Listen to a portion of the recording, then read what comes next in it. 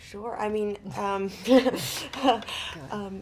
from the first film, we were introduced to Aurora, and um, obviously much younger, but her kindness has always been kind of the center, and she is, that heart and accepting and embracing of all, and that obviously that definitely carries to this film. But she's grown now, and she has responsibilities of her own, and she's gaining her independence as a young woman, and but she also is very kind of soft, and she embraces her femininity, and we really wanted to show that in the second film. That a lot of times in sequels they try to make the princesses fight and have armor, and like, oh, let's just twist it on its, like, they think that's really twisting it on its head to show then she's a strong woman. And I think with that question, all three of us, we show our strength in different ways. There's a stereotype that is really put on women to just say what strength is, and the beauty of it in Aurora is that she wants to have a husband, she wants to have babies and be soft and live, that way, and have a smile on her face, and that is strength. Kindness is strength in the world. Yeah.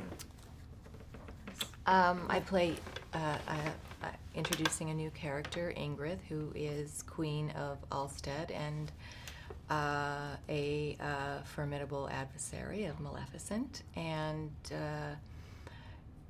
she's damaged and responsible for the livelihood of this kingdom, and I think has been really let down by the men in her life. And she's fighting a foe that has superpowers, and she doesn't. And so she has to really use her brain and be very calculating, and in a much different kind of way. So she's very smart and very strong, and I had a lot of fun playing her. I think Maleficent's journey started in the first film, where she was a very trusting, wild, free creature, and she was betrayed by someone she loved and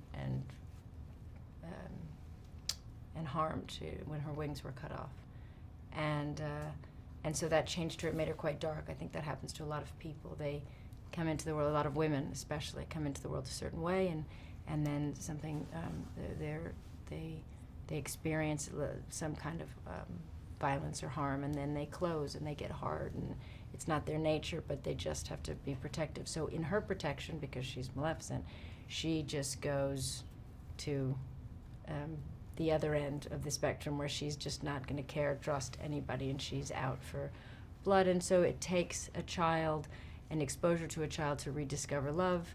And then in this, she is, then that thing that hurt her so much is possibly going to take her, this child she loves so much, and bring this child into that world, and she doesn't trust that world, and she thinks the child is not safe.